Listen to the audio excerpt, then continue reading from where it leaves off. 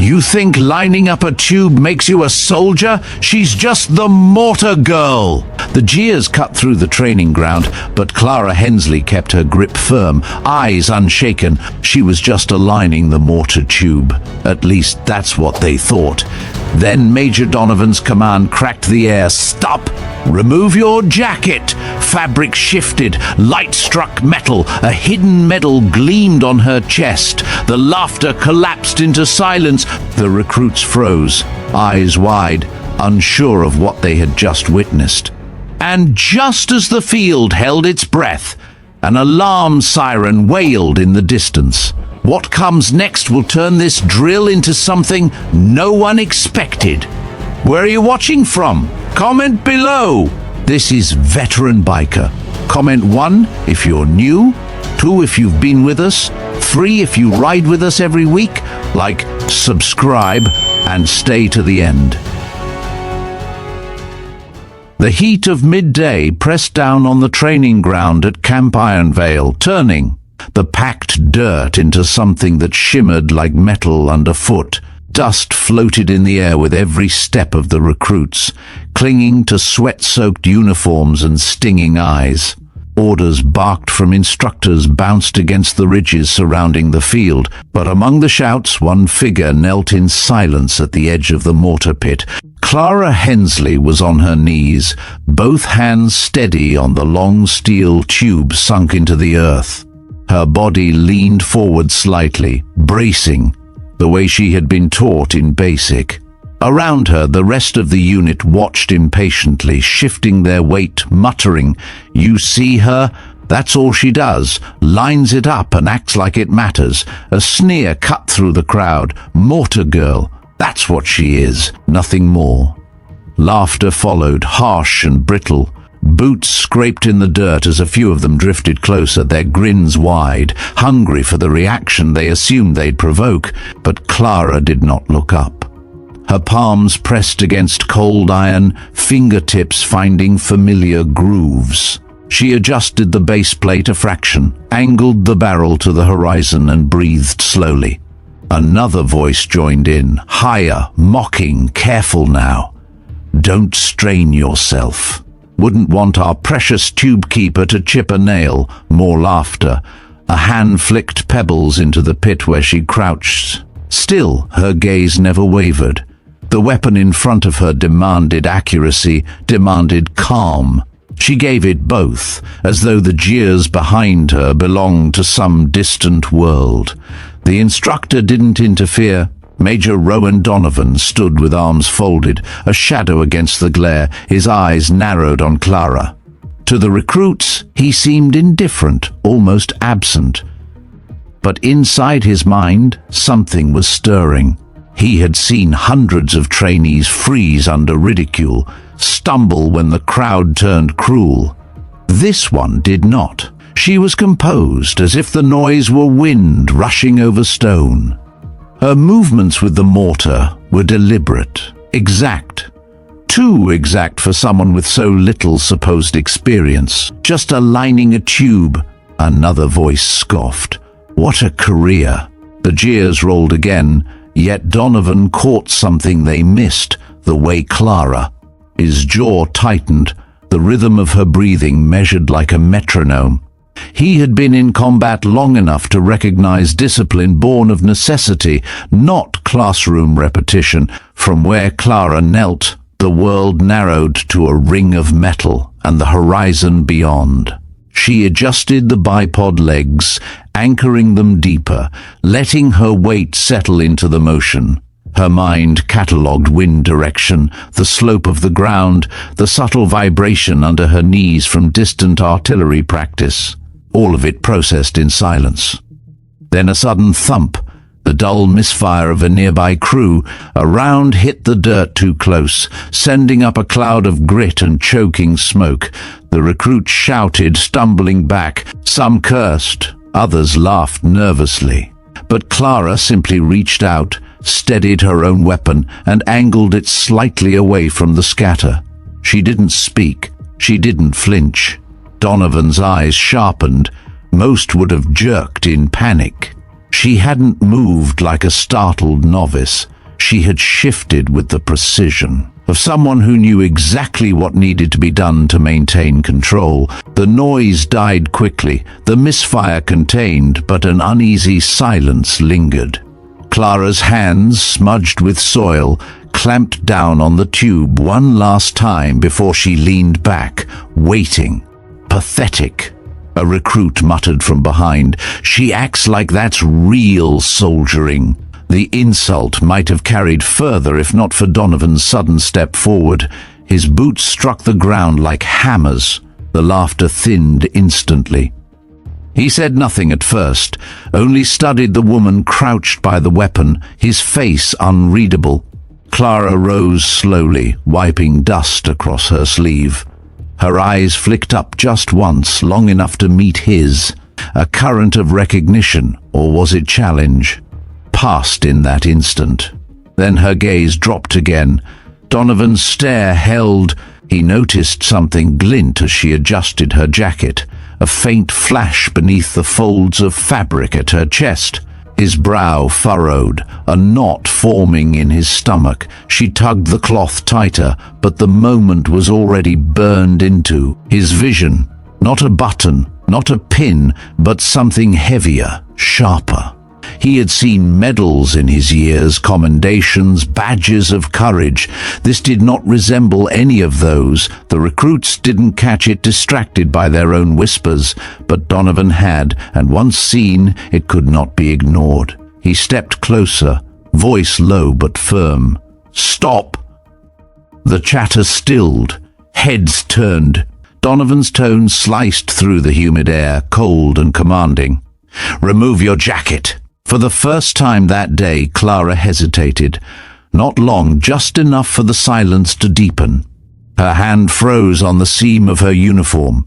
Around her, the recruits stiffened, curiosity blooming in the sudden quiet. Fabric shifted, heavy and reluctant. The outer layer peeled back inch by inch. Dust clung to the cloth as it slid off her shoulders.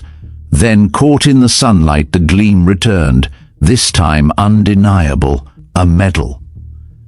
Not the common bronze circles pinned to the chests of parade soldiers, not the colored ribbons handed out in ceremonies.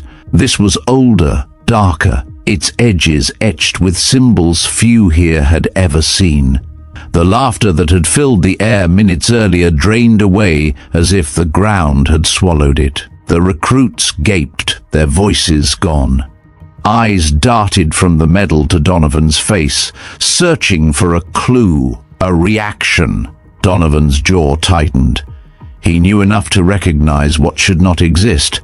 His breath caught, though he masked it with a cough. Clara did not look at them.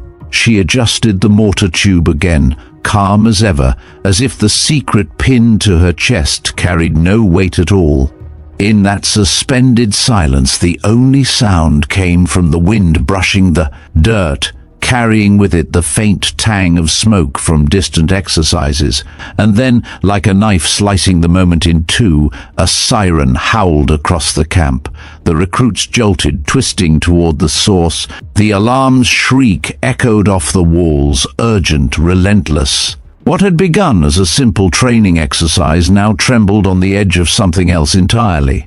Donovan's eyes never left Clara. She straightened slowly, dust on her hands, the medal catching sunlight one more time before vanishing under fabric. She was just aligning a mortar tube. Yet in that instant, every man and woman on that field knew. Nothing here was as simple as it seemed. The alarm wailed across Camp Ironveil, a shriek so sharp it cut through every stray thought. Recruits who had been laughing seconds ago now turned pale, stumbling as they looked toward the horizon. The tone of the siren wasn't the usual drill cadence. It carried a pitch that rattled bones, a signal meant for danger, not rehearsal. Boots hammered against the ground as instructors shouted over the noise, herding trainees into rough formation, but order crumbled almost immediately. From the edge of the field, a black column of smoke coiled upward, thick and acrid, marking the sky with the promise of fire. It rose from the direction of the storage sheds where training munitions were kept. One of the younger soldiers dropped his pack and muttered, "This isn't scheduled. That's real." His words spread like sparks in dry grass. Fear multiplied. In the middle of it all, Clara Hensley stood near her mortar tube, the medal hidden once more beneath her jacket. Her breathing slowed, not sped up, her expression unreadable. She scanned the chaos, the recruits scattering, the instructors trying to restore order, the fire climbing higher. Her jaw clenched, and then she moved. She didn't wait for permission. She sprinted forward, voice rising clear and commanding, slicing through the panic. "Form on me! Keep the line tight! We control this ground, or the flames will eat it!" The sheer force of her tone startled several recruits into motion. They glanced at each other, torn between instinct to flee and the authority threading her words. In the absence of confidence from their instructors, they chose her. Clara led them toward the smoke.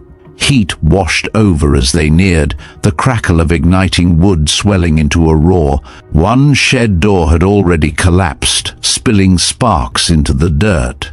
Ammunition crates stacked inside popped like firecrackers as the heat licked closer. "Grab sandbags! Build a barrier here!" she barked, pointing toward the path where the blaze could spread toward the training field. Her commands carried the weight of experience, and though most had never taken her seriously before, now they obeyed without question.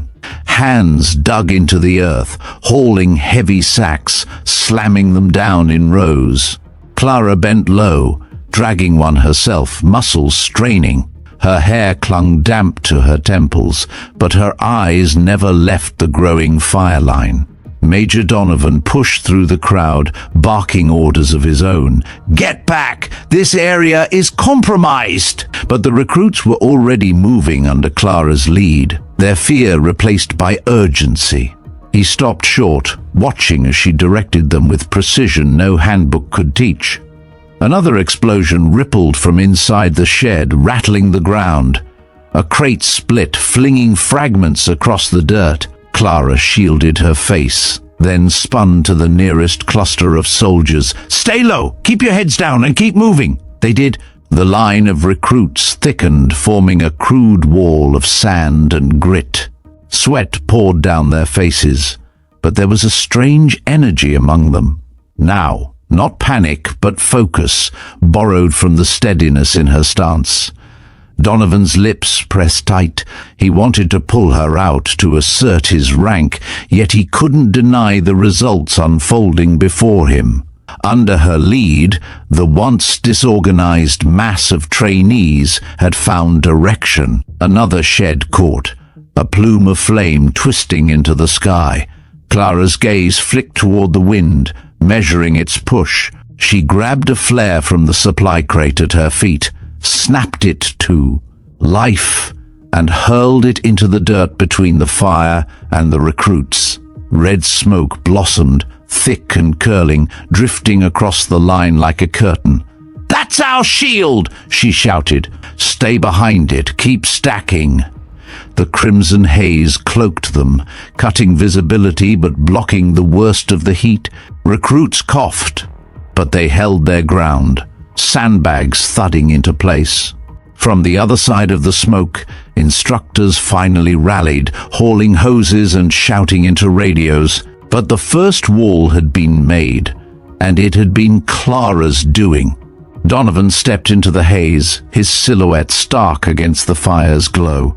He stopped a pace from her, voice taut. "Hensley, what the hell are you doing?" Her reply was clipped, sharp. "Saving your camp." For a heartbeat, their eyes locked through the veil of smoke. He saw no fear in hers, only determination sharpened by something deeper than ordinary training. Behind them, the blaze cracked louder, devouring timber. The recruits redoubled their efforts, inspired by the woman who had moments ago been nothing but a target for ridicule. Then came a shout from the far side of the grounds. "The flames are reaching the second row of sheds!" Clara spun toward the voice, her boots digging into the dirt. She raised her arm, rallying those nearest. "Split the line! Half with me, half hold the wall! Move!" They obeyed instantly. She charged ahead, a wedge of recruits following into the smoke. Their shadows flickered against orange light as they dragged hoses and overturned barrels to smother sparks leaping across the grass.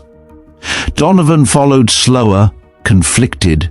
Every instinct screamed that she had overstepped, yet the evidence was undeniable. Without her, the field would have been overrun already. A sudden gust drove embers across the ground, scattering like stars.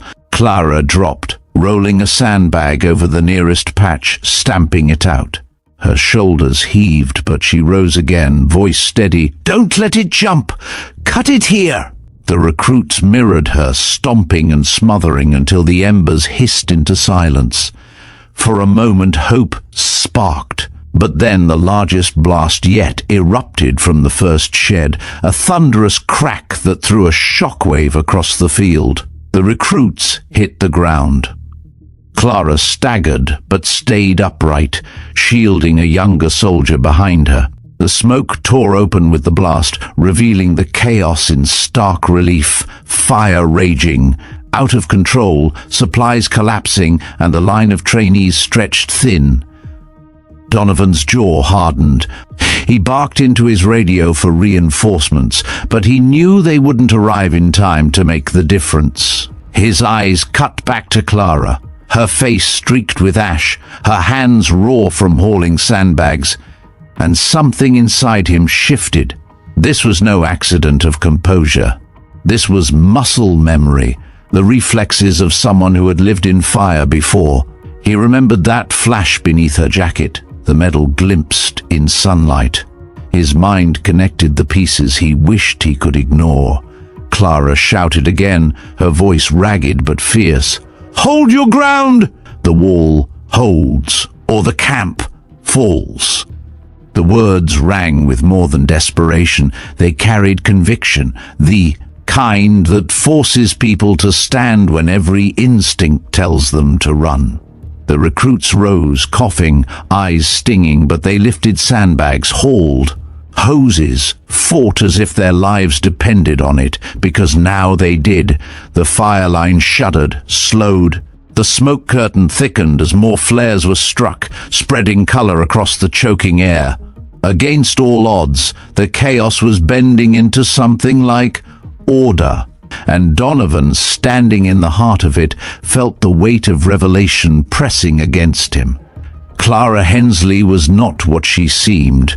She was leading like a veteran officer, not a recruit, and the truth hidden under her uniform threatened to ignite a blaze even fiercer than the one devouring the sheds. The siren still screamed, the flames still clawed at the sky, but in that moment the entire camp seemed balanced. On a knife's edge, between ruin and survival, between lies and the truth that refused to stay buried. And Clara stood at the center of it all, the so-called Mortar girl, commanding. Through smoke and fire, as if the battlefield had always been hers. The roar of the last explosion rolled across Camp Ironveil, echoing like thunder trapped in the ridges. Dirt still rained down on helmets and shoulders. Recruits coughed in the haze, their lungs rasping as they tried to stay low. The wall of smoke from Clara's flares rippled in the wind, staining everything a deep crimson. It felt as if the sky itself had been painted in warning. Clara's voice cut through the choking air again, driving her makeshift line forward. "Reinforce the barrier! Keep the break sealed!" Her throat was raw, but her tone carried a weight that pressed men into action. They obeyed her without question now. Gone was the jeering, the mockery. Every eye that found her face carried urgency, even respect. Major Donovan stood a few yards back, his boots planted in churned earth, arms rigid at his sides. He was a man accustomed to control, to commanding every moving part of a battlefield exercise. Yet here, the chaos had bent toward another center of gravity, and it wasn't him. The recruits listened to her, not to his shouts, and worse, she was making it work. The blaze clawed at the second row of sheds, flames spitting sparks across the packed dirt. Each ember threatened to catch on fabric or wood. Clara snapped quick orders, sending half her line forward with buckets of water, while the others stayed fixed to the sandbag wall. She moved among them, dragging her own weight, sweat streaking across soot-stained skin. Her motions were efficient, nothing wasted. One recruit stumbled under a heavy load, nearly collapsing. Clara caught his arm, pulled him upright and shoved him toward the line again with a firm nod. "You're fine, keep moving." The boy's eyes widened as if shocked by her steadiness. Then he tightened his grip and ran on. Donovan clenched his jaw. He wanted to pull her out, strip her command, remind everyone of the chain of authority. Yet each second that passed without her would mean another hole in their defense. He recognized the truth, even if he hated it. The camp was holding because of her. The fire cracked again, collapsing another shed wall. The blast of heat slammed into them like a wave. Clara ducked, eyes narrowing, then barked, "Shift the line to the left! Don't let it spread!" Her instincts were flawless, too flawless. Donovan's gut twisted as the memory of that medal flared again in his mind. This wasn't luck. This wasn't improvisation. She was drawing from a past none of these recruits could fathom. From the far side of the grounds came the sound of engines and the screech of brakes. Reinforcement crews poured in, dragging hoses, axes, and chemical extinguishers. At last, official aid had arrived, and the tension on the field shifted. But even as they stormed into the blaze, their eyes fell on Clara, noting her stance, the way she directed bodies into place as if she were one of their own officers. "Who's in charge here?" One firefighter yelled through his mask. Donovan should have answered. Instead, Clara gestured, pointing to the weak spots in the fire line, rattling off precise instructions. The firefighter didn't hesitate. He sprinted where she directed, his team following. That was the moment Donovan felt the ground tilt. A private, just a recruit, was now steering trained professionals in the middle of an emergency, and none of them questioned her. The effort dragged on, a grinding battle against an enemy that refused to die. Buckets emptied, hoses hissed, sandbags slammed into place until the line thickened. Hour by hour, the flames shrank, beaten back from the sheds into smoldering heaps. The siren wailed still, but the pitch softened as control slowly returned. At last, smoke thinned enough to reveal the field again. Recruits leaned on shovels, buckets, and one another, chests heaving.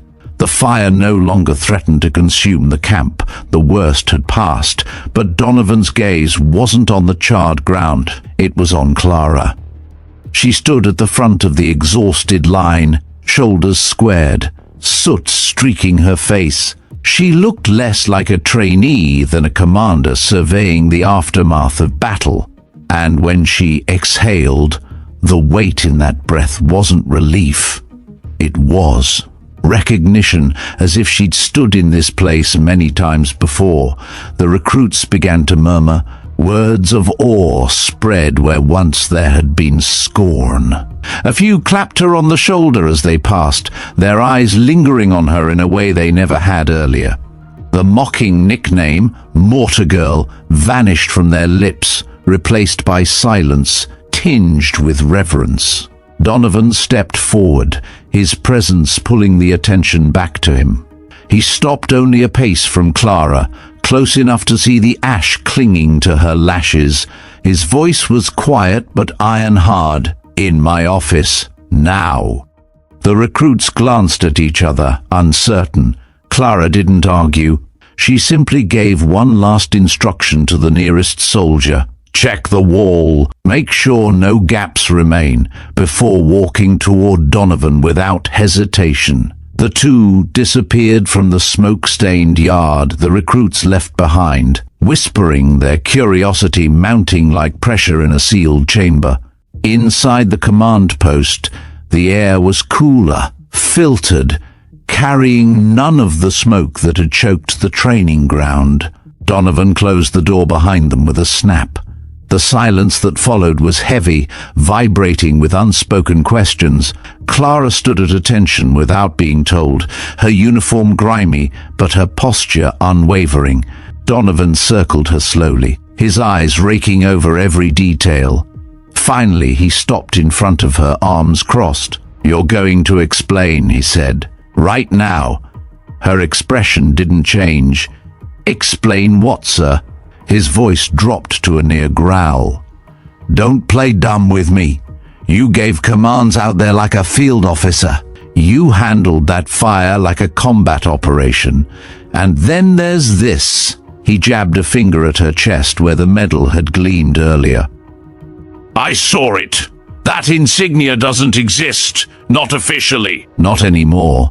Her eyes flickered just for an instant. She drew in a breath, held it, then let it go. "You're mistaken," she said softly. "Don't insult me," Donovan snapped. "I served long enough to recognize what I saw. That symbol belonged to a unit that was erased from records years ago. Phantom Legion." The name hung between them, heavy, forbidden.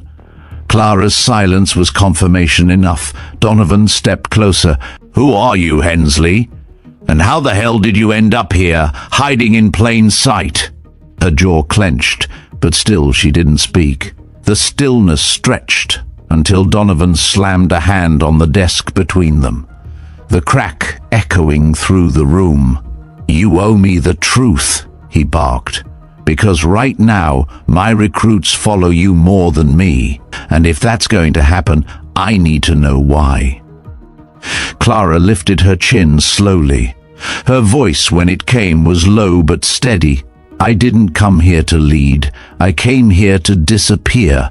That's all." Her words landed like stones dropped in water, rippling through Donovan's mind. To disappear? Soldiers didn't vanish into anonymity by accident, especially not ones carrying medals that had been buried with classified files. He stared at her, searching for cracks in her composure. Instead, he found only resolve, tired, hardened, but unbreakable. At last, he exhaled sharply and stepped back. "This isn't over," he said, "not by a long shot. You may think you can hide in the ranks, but after today, everyone saw what you're capable of, and I'm not the only one who recognized it." Outside, the camp still buzzed with recovery. Engines growled, hoses hissed, and recruits whispered about the woman who had turned chaos into order. Inside, Donovan's office felt like a chamber of secrets, the weight of revelation pressing in on both of them. Clara didn't respond. She stood silent, shoulders squared, eyes forward, a soldier's mask firmly in place. But beneath that stillness was the spark of something dangerous. A past, clawing its way back to the surface, whether she wanted it or not. And Donovan knew the fire outside had been extinguished, but a different blaze had been lit here, one that no amount of water could put out. The camp had quieted, but only on the surface. Ash still drifted on the breeze, carrying the faint smell of burned wood and scorched paint. Outside, recruits moved in subdued clusters, repairing the scorched ground, their voices low, restless. They kept glancing toward the command post where Clara Hensley had vanished with Major Donovan.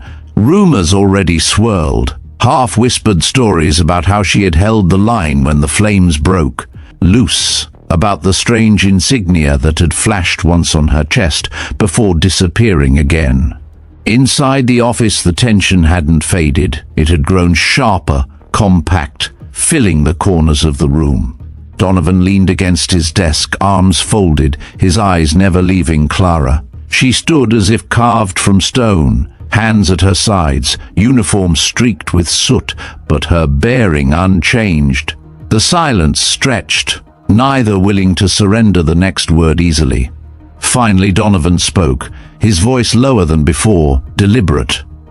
"You said you came here to disappear. That doesn't happen by chance. People don't stumble into a place like this with a past carved into their chest." He tapped a finger once on the desk, as if each word was a nail being hammered into place. "So I'll ask again, who are you really?" Clara's gaze lifted, meeting his with calm defiance. For a long moment it seemed she might refuse again, but the question lingered too heavy between them, and at last she exhaled, her shoulders softening by a fraction. "I was part of something that doesn't exist anymore," she said quietly, "an assignment buried so deep it might as well have been erased. That medal? It's not supposed to see daylight. Not here. Not anywhere." Donovan's jaw tightened. Phantom Legion. He said it like a curse, each syllable edged with disbelief. Her silence confirmed it more clearly than words. He pushed off the desk and circled her slowly. "I read the files." What little wasn't redacted. "Your unit was trained for operations no one would ever admit happened. You shouldn't be standing in my camp wearing a recruit's patch, pretending you're another green soldier. So why are you?" Clara's eyes flicked downward as if weighing what she dared reveal. "Because sometimes surviving means vanishing," she murmured. "I thought if I blended in, kept my head down, I could live quietly. But today..." She trailed off, the memory of fire and chaos filling the gap. Donovan pressed, "Today, you showed them all you're more than that. You can't hide anymore. The recruits follow you now. They'll talk. They already are." Outside, muffled laughter and murmurs seeped through the walls. Every voice carried her name now, reshaping it with awe instead of mockery. Clara closed her eyes briefly, hearing it too. When she opened them, resolve had returned. "Then let them talk," she said. "I'll keep doing my work. That's all I came for." Donovan shook his head slowly.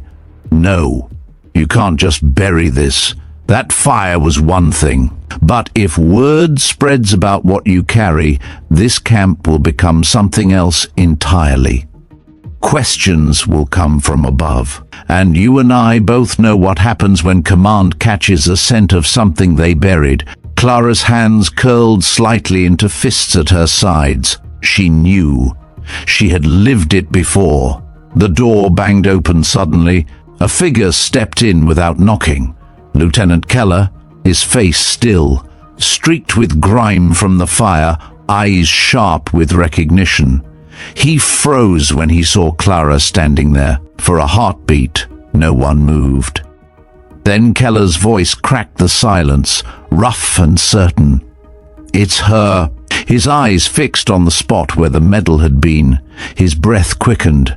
"That insignia! There's no mistake! Phantom Legion!" Donovan's glare snapped to him. "That's enough, Keller."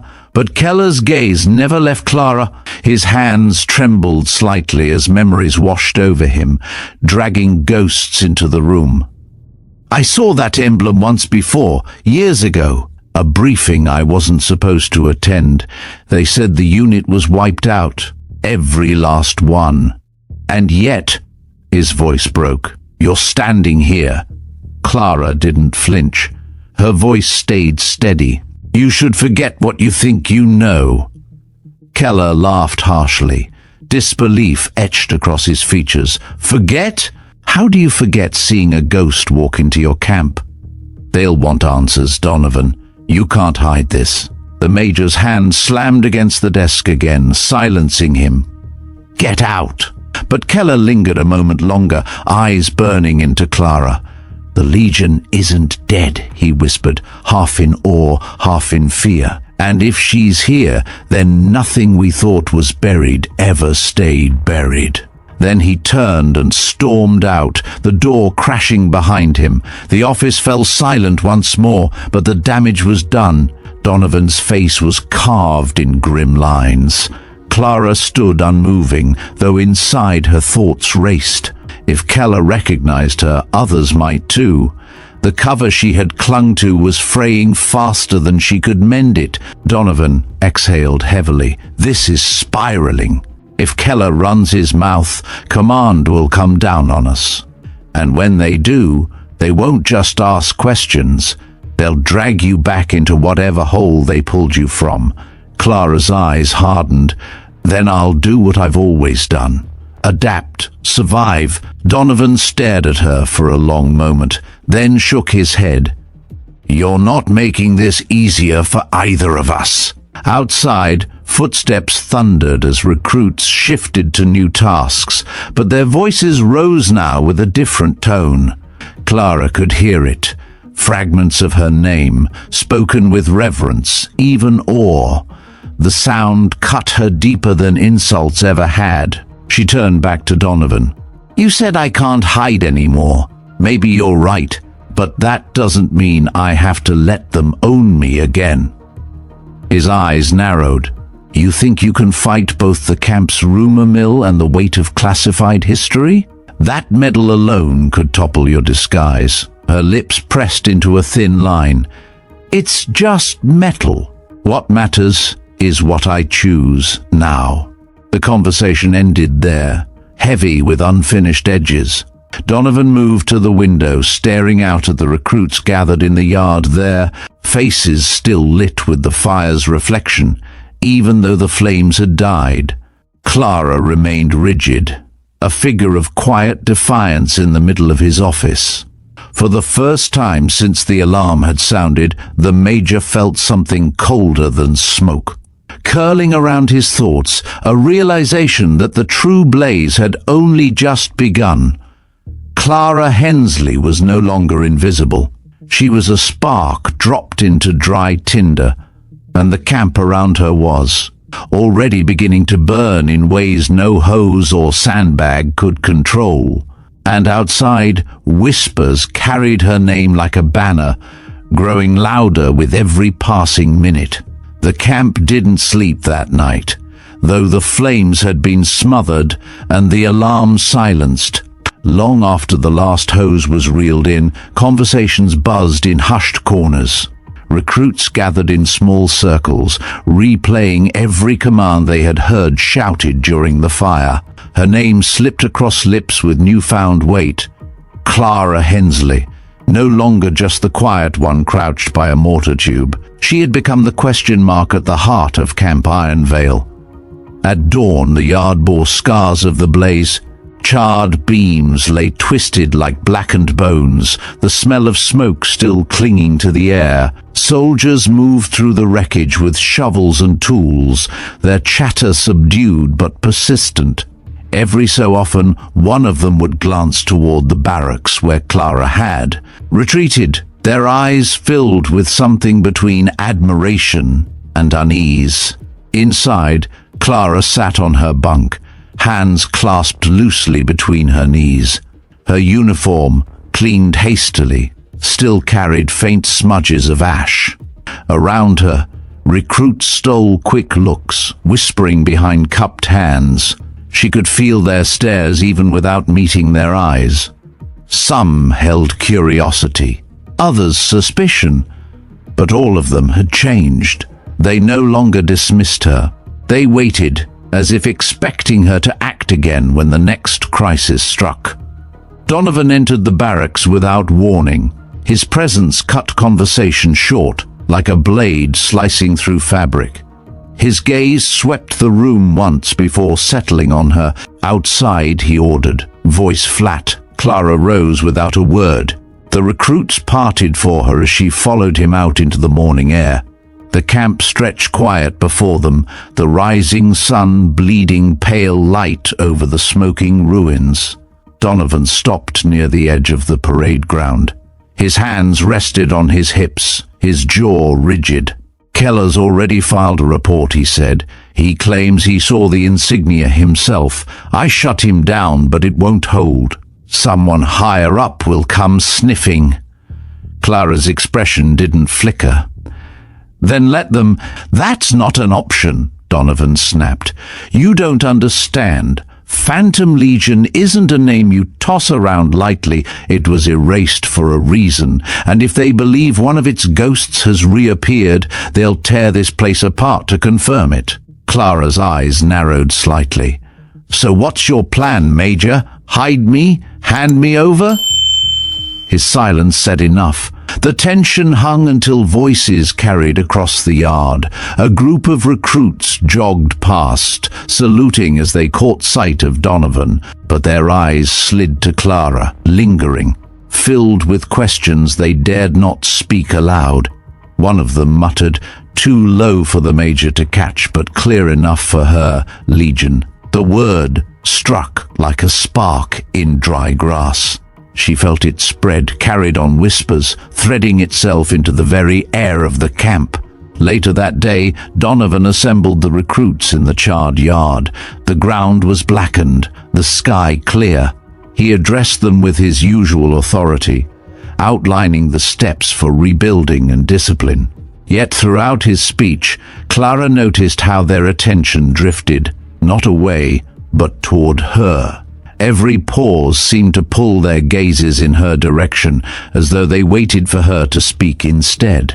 When he dismissed them, 2 young soldiers lingered. One, still shaken from the fire, approached her directly.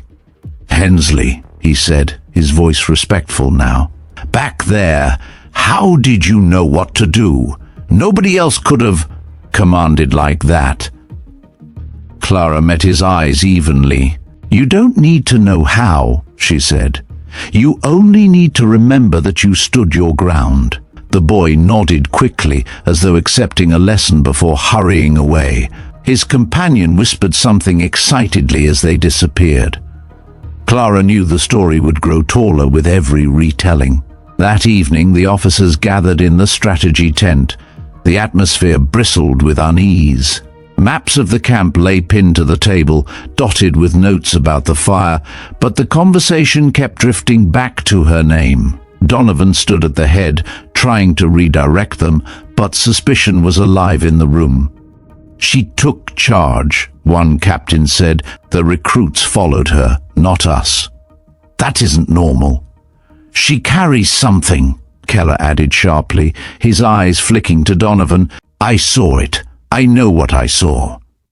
Donovan's jaw clenched, but before he could reply, another officer leaned forward. "Then what's she doing here, disguised as a recruit? Either she's lying to all of us, or someone higher up planted her for reasons we're not told." The debate swelled, accusations circling like vultures. Donovan finally slammed his hand on the table. "Enough! She saved your camp yesterday. Without her, you'd be digging graves right now. Whatever she was, she's here now. And until I get orders otherwise, she's under my command. Do you understand?" The room fell into uneasy silence. No one spoke further, but their eyes carried doubt that would not be silenced by his words alone. Meanwhile, Clara sat alone outside the tent, listening to the muffled arguments through the canvas. Her shoulders stiffened with each fragment she caught, legion, medal, planted. The ghosts she had tried to bury were clawing their way into the open. As dusk fell, a messenger arrived at the camp. Dust coated his boots, his uniform stiff from the road. He carried a sealed envelope marked with the insignia of Central Command. Donovan broke the wax in private, scanning the page, his face hardened further with each line. By the time Clara was summoned, night had crept across the yard. Lanterns glowed faintly, casting shadows long and sharp. Donovan stood waiting, the letter folded in his fist. "They know," he said simply. "Headquarters received Keller's report. They're sending an envoy tomorrow. They want you brought before them for questioning." Clara didn't flinch. She only asked, "And if I refuse?" Donovan's stare held hers. Then they'll come for you anyway, and they won't be gentle." The words settled like lead. She turned her face toward the horizon, where the faint glow of stars blinked through the smoke-stained air. For years, she had outrun her past by staying quiet, by blending into the background. Now silence was no shield. Behind her, recruits moved in the shadows, repairing damaged sheds, whispering her name under their breath. She heard it rise and fall like a chant, uncoordinated but insistent. It struck her that no matter what she chose, the camp had already begun to see her differently. Donovan's voice cut back through the night. "You need to decide, Hensley. Tomorrow, when they arrive, you can go in shackles, or you can face them standing tall. But one way or another, this secret isn't staying buried." The wind stirred ash from the blackened ground, lifting it in small spirals. Clara's eyes stayed on the horizon, her jaw set. The flames of yesterday had died, but another fire was coming, one she could not smother with sandbags or smoke. For the first time since she arrived at Camp Ironveil, Clara understood that hiding was no longer possible. The choice now was not whether her past would surface, but how she would meet it when it did. The morning broke heavy, the sky over Camp Ironveil veiled with a dull haze that refused to burn away. Soldiers lined the parade ground with tighter posture than usual, boots aligned in. Precise rows, eyes darting nervously toward the road that wound through the hills. Word had spread. An envoy from command was coming. Not rumor anymore, but certainty. Clara walked out of the barracks into that tension, her uniform clean but still bearing faint smudges near the cuffs, reminders of ash that had clung to her skin only a day earlier. As she crossed the yard, conversations died mid-sentence. The recruits parted instinctively, not with jeers as they once had, but with silence heavy as stone. Their gazes followed her steps, searching for some clue of what she would do when the outsiders arrived. Donovan waited near the flagpole, hands clasped behind his back, his face carved with fatigue. He hadn't slept. Clara could see it in the shadows beneath his eyes, but his stance was rigid, unyielding. When she approached, he leaned close enough that only she could hear. "They'll try to break you down fast," he murmured. "They'll use authority, intimidation, maybe worse. Whatever you say will decide what happens to you and to this camp." She met his eyes, her voice low but firm. "And what if silence is the only thing that keeps me alive?" Before he could answer, engines growled in the distance. A convoy appeared at the crest of the hill, dark vehicles rolling in formation. Dust rose in their wake, blurring the edges of steel until they braked sharply at the gate. The camp seemed to shrink around the sound. The lead car door opened, and a tall officer stepped out. His uniform was immaculate, every crease pressed sharp, his insignia glinting even in the muted light. Colonel Eric Sloan, sent directly from Central Command. His reputation preceded him, a man known for uncovering secrets no one wanted unearthed. Sloan's eyes swept the assembly before landing on Clara. He didn't bother with introductions. He simply raised a hand and beckoned. "Bring her forward!" Two soldiers from his escort moved, but Donovan blocked them with a raised arm. "She walks on her own." The colonel's gaze flicked to him, then back to Clara. A faint smile ghosted across his lips, humorless. "Very well. Let's hear from the woman who saved your camp." Every step Clara took toward him echoed louder than it should have. Her boots, striking the parade ground as though the earth itself had become an amplifier. When she halted in front of Sloan, he studied her as if she were a specimen under glass. "You wear the face of a recruit," he said evenly, "but reports tell me you commanded yesterday like someone who's seen fire before. And then there's the matter of an emblem. His eyes narrowed. "Lift your jacket." The parade ground held its breath. Clara hesitated, then unfastened the top button, pulling the fabric aside. The medal caught the light, a flash of forbidden steel. Gasps rippled through the gathered soldiers. Sloane's expression hardened. "Phantom Legion. The name lives only in classified files, and even there it's redacted to nothing." That program was dismantled. No survivors. He stepped closer, voice dropping to a blade's whisper. "And yet here you are." Clara's heartbeat drummed steady against her ribs, but her voice emerged calm. "I didn't come here to be found. I came to serve quietly, to vanish into ranks where no one would care." "Impossible," Sloane replied. "Men don't follow ghosts unless the ghost still breathes power. Yesterday, they followed you." Whispers stirred across the ground, recruits shifting uneasily. Donovan remained silent, jaw rigid, his fists at his sides. Sloane tilted his head, circling her. "You have two paths, Hensley. Admit who you are and return with me, your history dragged into daylight, or deny it and watch me dismantle this camp to uncover the truth myself." Clara lifted her chin. "You mistake me for a threat. I'm not here to resurrect the past. Every ghost is a threat," Sloane said, "especially one that still commands the living." The words cut the air sharper than any blade. Then, before either could speak further, a voice broke from the crowd. It was one of the younger recruits, the same boy Clara had pulled to his feet during the fire. "She saved us," he shouted, trembling but resolute. "If she hadn't taken charge, half of us would have burned. You weren't here. We were." The silence that followed was thicker than the smoke had been. Sloane's eyes flicked toward the boy, then swept over the recruits, gauging their faces. He saw loyalty etched there, raw and unpolished, but dangerous all the same. A ripple of agreement passed among them, subtle but unmistakable. Clara turned slightly, her gaze moving over the line of young soldiers, who now stared back at her, not with suspicion but with conviction. Something shifted inside her chest, heavy and undeniable.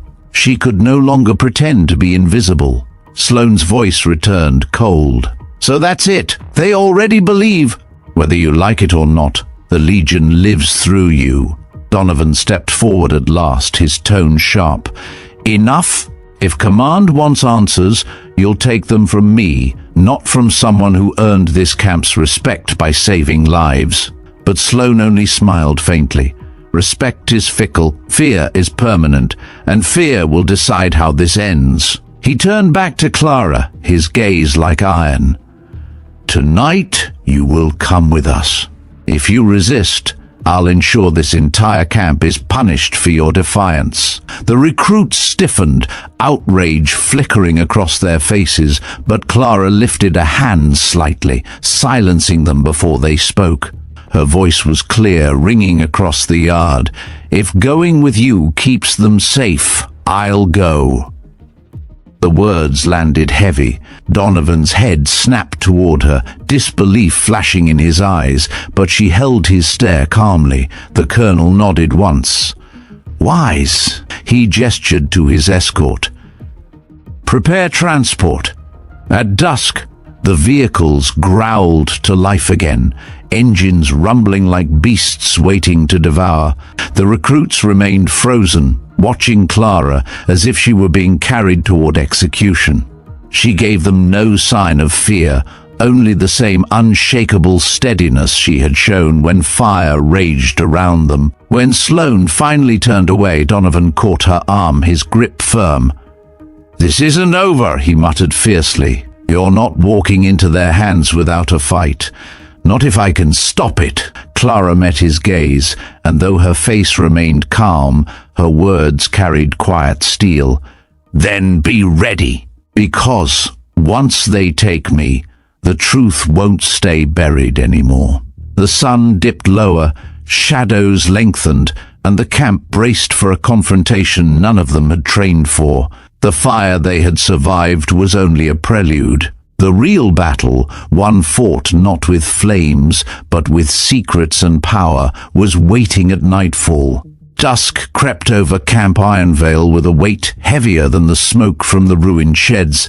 The sky burned in streaks of rust and violet, the kind of light that promised endings. Vehicles from the envoy sat idling at the edge of the parade ground, their engines grumbling like predators waiting to pounce. Soldiers from command leaned against armored doors, rifles slung, eyes sweeping the camp with bored authority. Among the recruits, unease pulsed like a heartbeat. They had spent the day repairing fences and shoveling charred rubble, but their thoughts were elsewhere. Every glance circled back to the woman who had once been invisible among them and now stood at the center of everything. Clara Hensley had changed from the Mortar girl to something far more complicated, a symbol, though no one could agree of what. She waited in the open yard, hands loose at her sides. Her uniform, pressed clean again, caught the fading light. She looked neither defeated nor triumphant, simply resolved. Every so often, whispers stirred around her, voices of young soldiers, frightened, angry, unwilling to accept that she would be taken away like a criminal. Major Donovan paced a few feet behind her, his boots grinding grit into the ground. His composure was taut as wire, his eyes tracking every envoy guard. He had argued until his voice nearly cracked, but Sloane's order was absolute. Clara would leave with them at nightfall. The colonel appeared then, stepping out from the command tent as though the fading sunlight itself had been waiting for him. Sloane carried himself with a cold certainty, each movement precise, his expression unreadable. He looked at Clara the way one inspects a classified file, already convinced of its contents yet hungry to confirm the details. "Time," he said simply. Two of his men advanced. Recruits stiffened, murmurs rising, but Clara lifted her hand slightly, a gesture of quiet restraint. Her gaze never left Sloane's. "I'll walk," she said. "No need for shackles." The guards hesitated, glancing back at the colonel. He gave a faint nod, lips twitching with the ghost of a smile. "Pride until the end, I see." Clara moved forward, the sound of her boots echoing unnaturally loud across the gravel. The recruits parted, their eyes wide, shoulders squared in silent solidarity. Many of them clenched fists at their sides, but none dared move. The camp seemed suspended, holding its breath as she crossed into the shadow of the envoy's convoy. Then, unexpected, one voice rang out. "She saved us!" A recruit broke ranks, stepping forward, his chest heaving. "You can't just take her like this!" Another echoed him. Then another. Within moments, dozens of voices rose, shouting over each other, not in chaos, but in unity.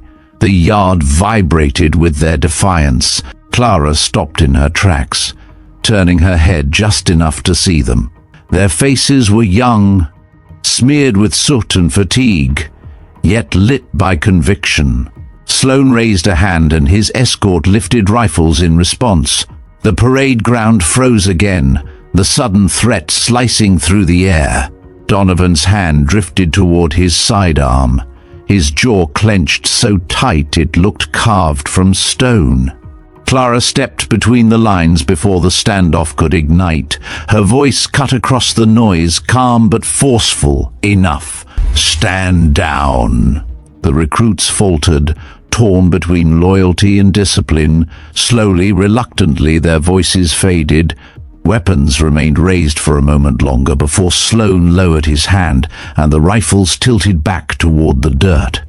The colonel studied her with interest, as though cataloguing her ability to command obedience with a single phrase. "Remarkable," he said softly. "Even now they would march into fire if you asked it." Clara's eyes hardened. They followed because no one else would lead when it mattered. That doesn't make me your tool." Sloane's smirk widened. "That makes you dangerous." He motioned to the convoy. The rear door opened with a metallic creak, revealing the dim interior. Clara took one last look at the camp. The recruits holding themselves. Rigid, Donovan a storm barely contained, and then she stepped forward.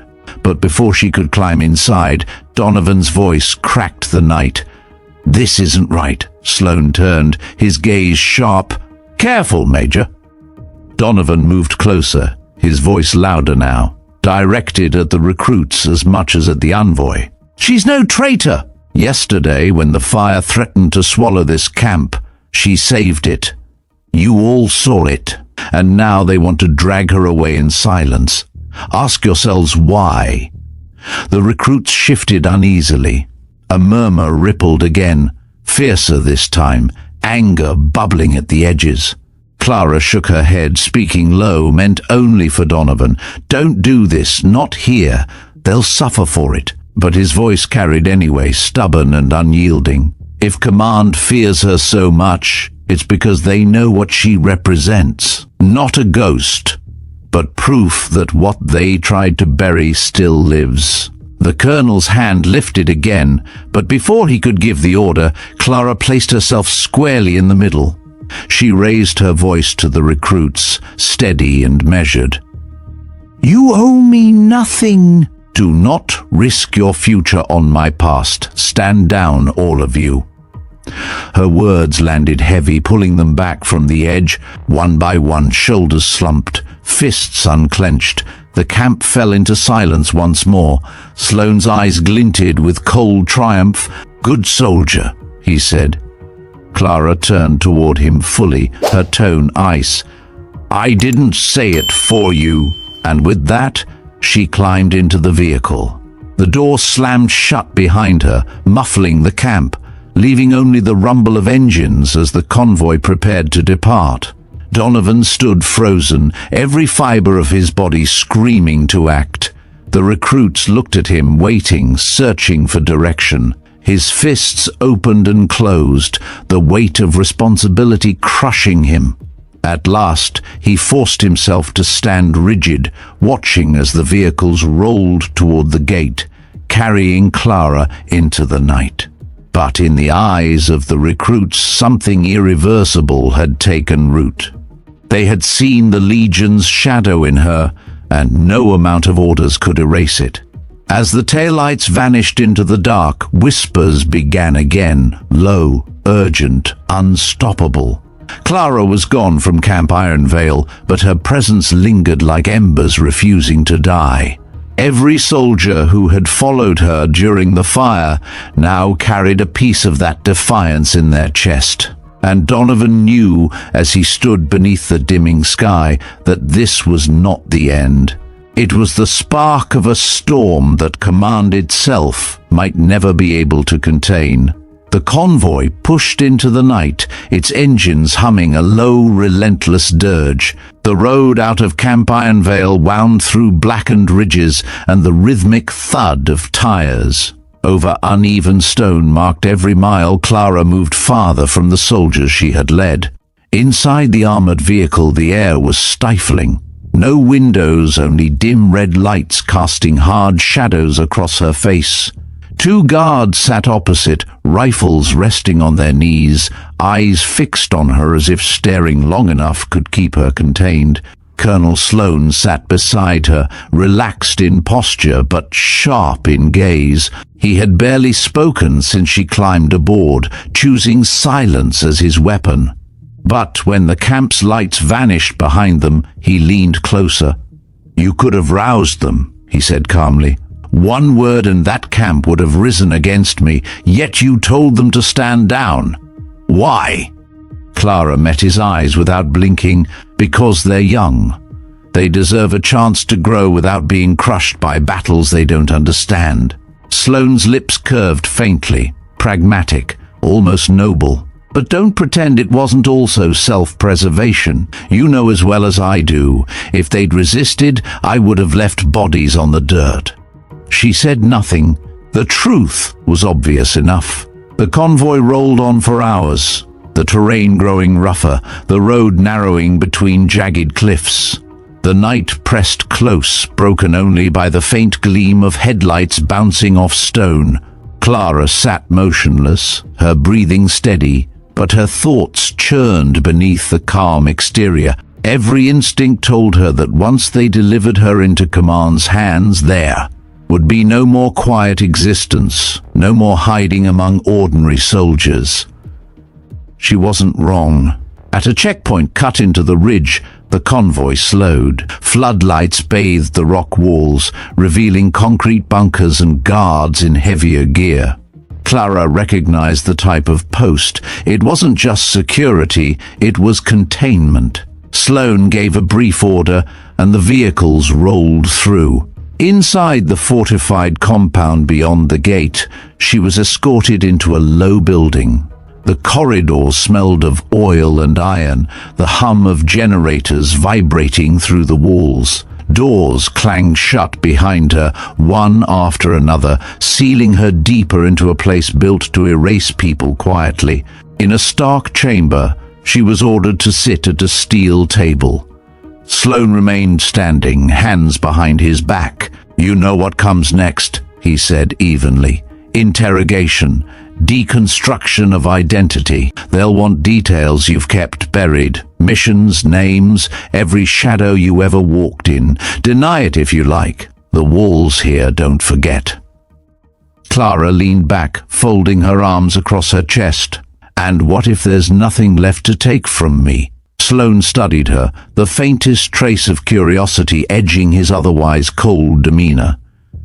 "There's always something left. Even silence tells its story." Before she could reply, the door burst open. A junior officer entered, pale and tense, a folder in hand. He passed it to Sloane with a trembling salute. The colonel flipped it open, scanning quickly. His expression darkened. He closed the file slowly, then turned to Clara. "Your friends at Ironveil are less obedient than you thought." Clara's eyes narrowed. "What did they do?" Sloane tapped the folder. "Reports from scouts. Major Donovan is refusing to let this camp go quiet. He sent messages beyond his rank, inquiries up the chain. Dangerous inquiries. He's putting himself at risk to drag light onto your shadow. Perhaps he doesn't trust me to handle you, or perhaps he's decided you're worth defying command for." A flicker crossed Clara's face, gone almost as soon as it appeared. She looked away, jaw tight. Sloane leaned closer, voice a murmur. "So you see, Hensley, even when you try to disappear, the world bends around you. You inspire obedience, yes, but also defiance. And that, more than any medal, is why you are dangerous." The interrogation that followed was methodical. They pressed her with questions, some sharp, some deceptively casual. They tried to corner her into contradictions, to make her stumble. Clara gave them nothing but fragments, answers vague enough to mean little, precise enough to avoid obvious lies. When they demanded details of the Legion, she deflected, insisting it was only rumor, myth inflated by frightened recruits. Hours bled away. By the time she was left alone, her body ached from the stiff chair, her throat raw from rationed words. She closed her eyes briefly, gathering herself. In the silence, the faint echo of the camp came back to her. The recruits, shouting that she had saved them, Donovan's voice cracking with fury. It lingered longer than the interrogator's questions. Far away, Donovan was not silent. Back at Ironveil, he stood in the center of the ruined yard. Recruits gathered around him. He had kept his tongue still for hours, weighing the weight of orders against the weight of conscience. But when the scouts confirmed the convoy had carried her into a classified compound, he could no longer hold. "She was taken because of who she is," he said, his voice ringing across the crowd. "But don't fool yourselves. What she is doesn't threaten this camp. It threatens the people who buried the truth and fear it rising again. Yesterday she proved herself when the fire nearly swallowed us, and now they want to erase her to keep us blind. The recruits listened in stunned silence, the twilight sky bruised above them. Some clenched their fists, others nodded slowly. A shift was happening, subtle but irreversible. Where once there had been suspicion, now there was solidarity. Clara's absence had turned into proof of everything whispered about her. Back in the compound, Clara's cell door scraped open again. Sloane appeared, hands clasped behind his back. You've survived the first round. Impressive. Most break faster. But don't mistake endurance for victory. Tomorrow, higher eyes will turn to you. And once they do, your choices will narrow to nothing. Clara sat up, her gaze steady, voice quiet but unyielding. You can chain me to walls, bury me in silence, strip me of name and rank. But what you fear isn't me. It's what happens when others decide they don't need your permission to follow. For the first time, the colonel's mask cracked slightly. He studied her in silence before leaving without a word, the door slamming behind him. Alone in the dark, Clara leaned back against cold stone, the echoes of Ironveil alive in her memory. She didn't know if she would ever see the camp again, but she knew one thing with certainty: what had started there was no longer hers to contain. And somewhere beyond these walls, Donovan and the recruits were already carrying that spark forward, whether she willed it or not. The night inside the compound was endless, its silence deeper than the dark. Clara sat upright against the cold wall, every muscle aching but her mind unbroken. The hum of distant generators seeped through the stone, constant and oppressive, as if reminding her that time belonged to someone else now. She closed her eyes briefly, hearing in memory the voices of recruits calling her name, the rising defiance at Ironveil. Those echoes were her only warmth in a place designed to erase it. At dawn, heavy footsteps approached, the door unlocked with a metallic groan.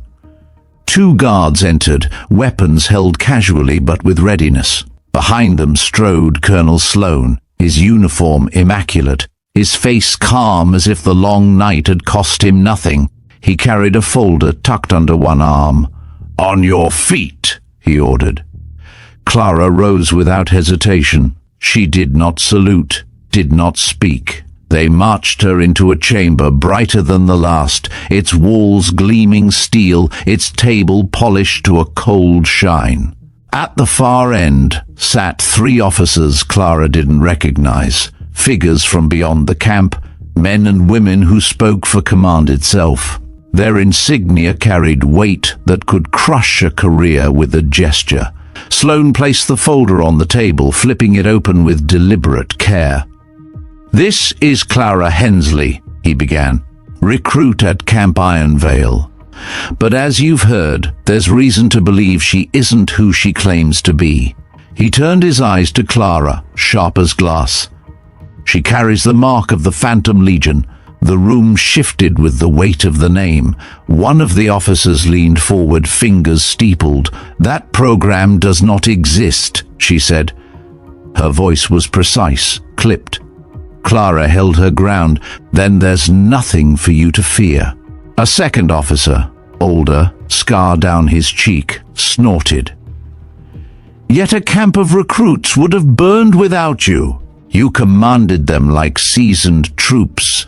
Don't insult us with denial." Her silence spoke louder than words. The third officer, quiet until now, adjusted his spectacles and studied her face. "Tell me," he said softly, "why conceal yourself as an ordinary soldier? If you once wore that emblem, why not claim its legacy?" Clara met his gaze. "Because legacy is a chain. I didn't come to resurrect ghosts. I came to live among those who didn't know my past. That fire took the choice from me, nothing more. The scarred officer slammed his palm against the table. Dangerous answer. You admit the medal is yours. Clara's voice remained calm. I admit nothing except that I stood where no one else would. Call it what you like. The three exchanged looks, a silent conversation laced with calculation. Finally, the woman at the center nodded to Sloane. You've done well to bring her. But this is no ordinary recruit. She belongs under higher custody. Transfer her immediately. Sloane inclined his head, satisfaction flickering in his eyes. He closed the folder and signaled the guards. Clara was pulled to her feet again, wrists gripped tightly. As they led her back through the corridors, she caught fragments of conversation, echoing in her mind, words like custody, containment, asset. They weren't debating her innocence, they were deciding her use. Outside the chamber, Sloane walked beside her. You see, he said quietly, your fate is no longer in your hands. You try to hide, but you can't bury what you are. Others will always uncover it, and they will always want to own it. Clara's reply was steady. I don't belong to anyone. His smirk returned. You belong to the Legion's shadow. That is enough. But far from the compound, change was already stirring. At Camp Ironveil, Major Donovan stood before the recruits once more. His voice, usually measured, carried raw conviction now. They took her because she showed them the truth, that you don't need rank to lead, that courage isn't theirs to assign. They fear her not for what she's done, but for what she reminds them of, and I will not let them erase her. The recruits answered not with jeers or doubt, but with a unified roar. The sound rolled across the yard like thunder, rattling the charred ruins of the sheds. They were no longer scattered trainees. They had become a line, hardened by fire and bound by loyalty to the woman who had saved them. Donovan clenched his fists. Then listen. If Command believes she's a danger, then so am I. We won't let them bury her alive in some forgotten cell. The choice was made. Scouts were dispatched. Supplies gathered quietly. Plans whispered under cover of night spread through the ranks. They would not wait for orders. They would act. Back in the compound, Clara was returned to her cell. The door clanged shut. She sat once more against the wall, her breathing even. But this time, a spark burned behind her stillness. She had seen the fear in those officers' eyes, the way the word Legion had unsettled them. They could strip her of freedom, but they could not control the ripples her presence had already unleashed. Hours passed. Guards patrolled in steady rhythm, the compound a machine of routine. But when midnight approached, the silence broke. An explosion cracked the outer wall, a tremor shaking through the corridors. Alarms screamed, boots thundered. Clara rose instantly, instincts alive. The cell door burst open, not with guards, but with familiar faces. Donovan pushed inside, rifle slung across his chest, eyes blazing. Behind him, two recruits Clara recognized from the fire at Ironveil, their hands trembling but determined. We're not leaving you here, Donovan said, voice rough with urgency. Clara stared at him, stunned for only a moment, then she shook her head. You shouldn't have come. They'll crush you for this. We're already past that, he snapped. The moment you stepped into that convoy, none of us could go back. The compound shook again as another detonation rocked the far side. Smoke curled down the corridor. Voices shouted in panic. Clara stepped out of the cell, her eyes narrowing. Then let's finish this quickly. The four of them moved as one, darting through the confusion. Gunfire cracked in the distance, but the compound was sprawling, its guards scattered by the sudden assault. Donovan led with practiced precision, signaling turns, keeping low. Clara followed, her movements smooth, instinctual, as though every step carried her back into the rhythm of a life she had tried to abandon. They reached a service tunnel, half hidden behind crates. Donovan shoved the hatch open. Cold night air spilled in, thick with dust from collapsing stone. As they climbed out, Clara looked back once, her gaze hard. She knew this place would not forget her escape, neither would Sloane. But outside, under the vast night sky, recruits waited in the shadows, faces she had thought she would never see again. When she stepped into their midst, a murmur swept through them, not of disbelief, but of fierce relief. For the first time since the medal had glinted in sunlight, Clara allowed herself to breathe freely. The past had caught her, tried to cage her, but the fire at Ironveil had changed everything. The soldiers she once hoped would never notice her had chosen to follow her into Defiance. As the convoy's ruins smoldered behind them and the horizon opened ahead, Clara understood there was no hiding left. She was no longer just the woman who aligned a mortar tube. She was the spark they had chosen to keep alive. And the storm she had tried to outrun was no longer a threat in the distance. It was already burning into dawn with her at its center. The dust of the escape still hung in the air when the recruits closed in around Clara, their faces lit not by firelight, but by conviction. She had fought to vanish, to blend into a world that never asked questions. But that choice was gone now. What remained was the undeniable truth. The Legion's shadow still walked, and it had a name. Her story was never about medals or secrecy, not even about the operations erased from history. It was about standing in the fire when everyone else fled. It was about reminding soldiers, young, frightened, untested, that courage is not something stamped onto a uniform or written in a file. It's forged in the moment you decide to hold your ground when the world tells you to break. At Camp Ironveil, they would speak of the day a woman once dismissed as the Mortar girl became the center of gravity in a storm. They would remember how recruits who once mocked her found their strength in her steadiness. And they would remember that when command came to silence her, she walked forward without fear, choosing their safety over her own freedom.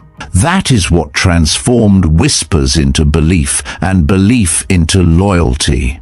Clara Hensley had tried to escape the weight of her past, but fate dragged it back into the light. And though she stood at the edge of exile, the truth could not be contained. Donovan's defiance, the recruit's unity, the defiant echo of her name through the night, all of it had already carried further than any file locked in a drawer. The Legion wasn't reborn in some secret chamber.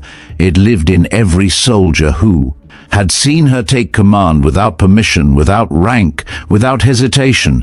That is why stories like hers matter. Because sometimes the most dangerous thing is not a weapon, not a classified program, not even a medal stamped with forbidden symbols. It is the example of one person who refuses to vanish when the world demands silence. And now it is your turn to carry it forward. What did you see in Clara's fight? Was it defiance? Was it duty? Was it survival? Tell us below, because your voice shapes how these stories live on. This is Veteran Biker, where the hidden battles are brought into the open, where the forgotten defenders are given their due. If you felt the fire of this story, subscribe and share so more eyes can see what truth looks like when it refuses to be buried. Thank you for watching, for riding with us through every spark and every silence. More stories are waiting, just beyond this screen at the edge of the next dawn.